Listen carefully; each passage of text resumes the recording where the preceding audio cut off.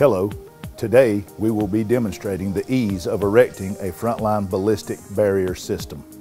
First, the beams will be erected and anchored to concrete footers provided by others that are poured in accordance to local engineering specifications for wind load ratings. Next, we will install the first barrier into position in the beams.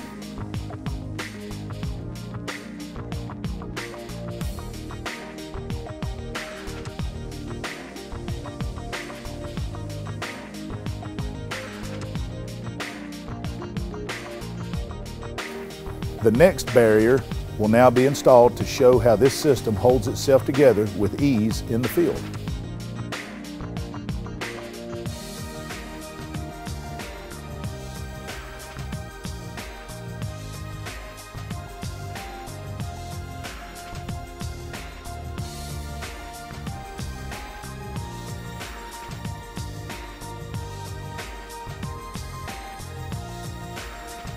The last process is installing the cover plates, then the job is complete.